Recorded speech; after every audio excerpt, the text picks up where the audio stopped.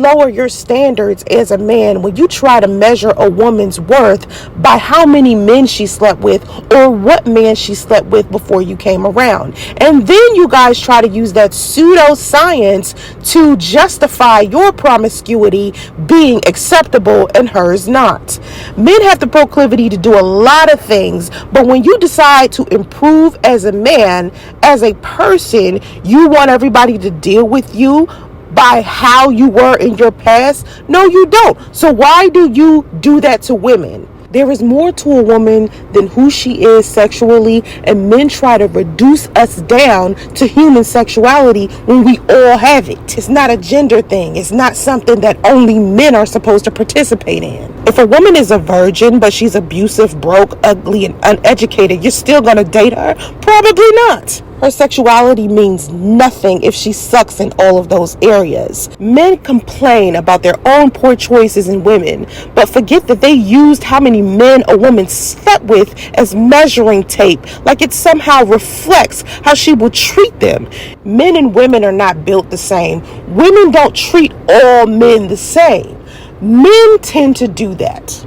How many times have women said, we will get submissive around a man who will allow us to rest in our femininity, but we won't be there with all men? Women are built different. We will change who we are for a man. Men only want to change their life when they get tired of playing around. And whatever woman is in close proximity to them, when they get tired of that, is who they end up with.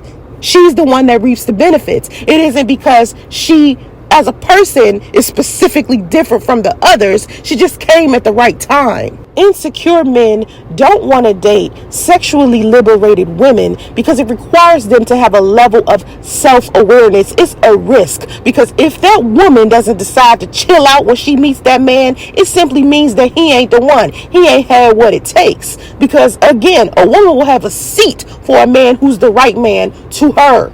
Your low standards, your weird hang-ups and misogyny have nothing to do with science. The truth is, you have low standards because you don't factor in anything else about a woman, just who she was with before she met you.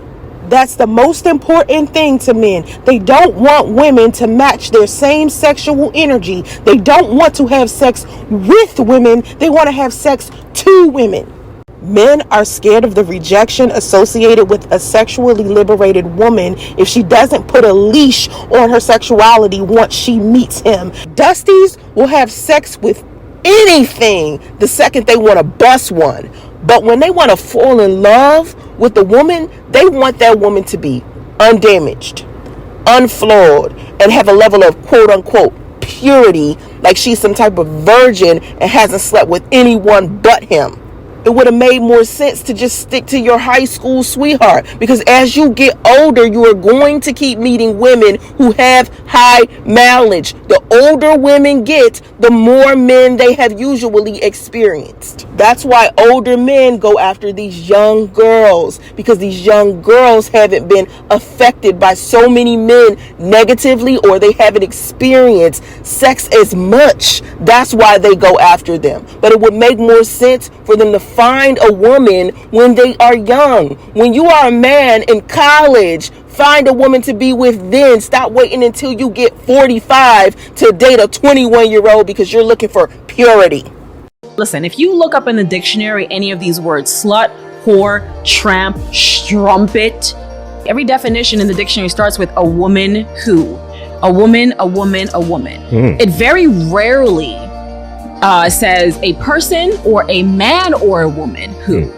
These are terms that are strictly for women. You guys don't have these, and the whole world doesn't do this to you, and you're not judged by it, and then you're having your life ruined by it, your work ruined by it, That's all. Your personal relationships ruined by it. Sluts are not a real thing. No one's a slut. No one's real. Like, sluts are like unicorns. People talk about them all the time, but you've never seen one. Nobody's a slut because there's nobody out here having more sex than anybody else, because a man has to have sex if he's a straight man with a woman. A woman is having sex with a man. If we're both having sex at the same time, how am I the slut? Knock it off. Would you expect the woman to do that for you? What, wait 90 days for me? Yes. Hell no. Why would she wait 90 days for me? Okay. And you want to look at her any differently. As a Proverbs 31 woman, as a virtuous woman, as a woman that you can potentially see yourself giving your last name to. You wouldn't think anything odd about it. Absolutely not. Listen, Okay. Listen, what I'm saying is I think we live in this purity culture. Not to shade, no shade on your religion, because you just mentioned the Bible. I get that, but we live in this culture where we assign more meaning to someone that's closer to being a virgin, or has less body counts, or can hold out longer to have sex.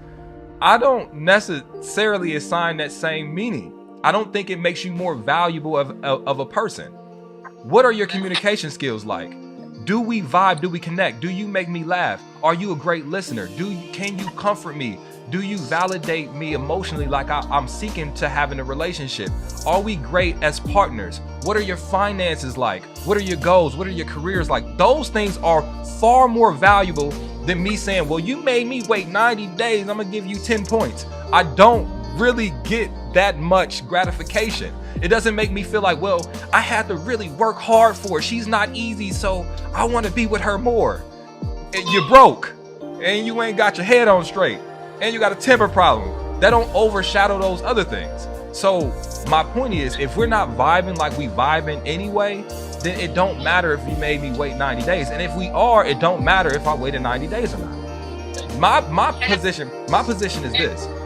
It doesn't matter if you're not comfortable having sex. I completely understand that. But I am not comfortable with you dictating whether or not I should have sex with other people in the meanwhile. Men are always so frustrated about being expected to pay for dates, but they're usually the ones that benefit from it. Women can buy our own food these days. We're certainly not just sitting there waiting for a man to be interested enough to feed us. But some of you still demand to pay for dinner in order to make the date transactional. Because you're not paying for the food, you're paying for the sex. And dinner's just something you have to get through in order to get to the end. And you're not bothered by this as long as you get the desired outcome. But you do get mad if you feel you weren't paid back appropriately. And in that case, you start complaining about being used for a meal, but only because you weren't successfully able to use her for sex. Think about it. How many of you have pressured a woman into a sexual act just because you paid for dinner? And you feel entitled to do that because you bought her a meal. So let's be clear. You're not mad about paying for dates. You're mad if you feel you didn't get what you paid for. As a man, sometimes you will go to a far extent just to get in a girl's pants. I'm not gonna lie. Acting like you're really interested, acting like you really have feelings towards them, acting like you really care about all the stuff they be telling you about their past, about their life and stuff like that, just to get in her pants. But make sure your intentions are clear as well, because if all you want is a hookup, just say that. You know what I'm saying? Avoid them trying to make you catch feelings, or avoid all the deep conversations that lead to y'all having an actual bond and connection that was never needed if that's all that y'all both wanted.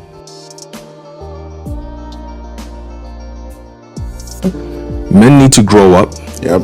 firstly, and men need to stop being cowards. Come on. Secondly, you see a woman walking down the street minding her business. You approach her.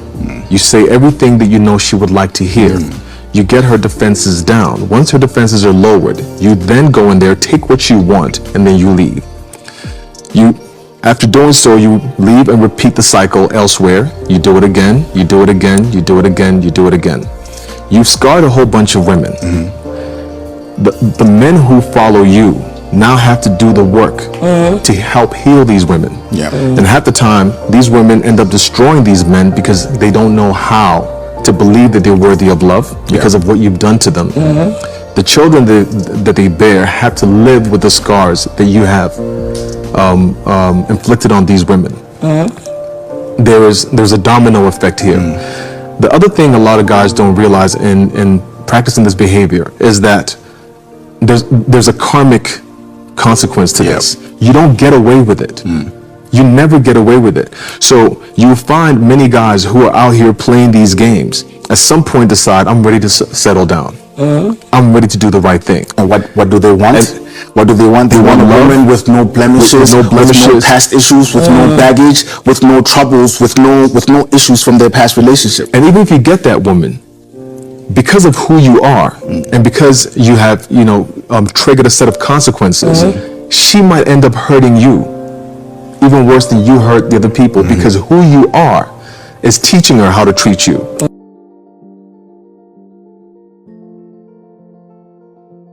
Ladies, I have a question for you. All the men that you have tried to date thinking that you can love him past his pain, feeling like you can show him something different that will make him want to walk away from his toxicity, feeling like you just being a good woman, as you rightfully should, will fix him. How many of these men have ever, or would ever, show you that same grace? When men see a woman who is struggling or damaged, or, I dealt with this in my past relationship, or I dealt with this trauma growing up, the average man is running from that. He's going to say, okay, you're beautiful, and I'm sorry that you're dealing with that. Hope you find the therapy that you need, boo, but I'm not the man that's going to put up with that. But for women, our codependency is so toxic sometimes that we like the fact that he's a little broken because we feel like it makes him need us more. And now I can really show up. I can prove to you that my love can heal you past anything that you're struggling with. I really just want to take this moment to release us from that way of thinking. Sis, it's 2022. We're not dating projects anymore. If that man is struggling, refer him to a therapist. The same therapist that you would probably be going to see after you put up with his narcissism. If he's fighting demons, he's going to have to be on the battlefield by himself, because that is not your responsibility. I really challenge all women this year to just simply walk away. If it doesn't serve you, if it is going to stress you out, if it is going to ruin your peace, if it is going to present a challenge, any of that, just go. If it is offering you anything other than princess treatment, booty rubs, and reassurance, get that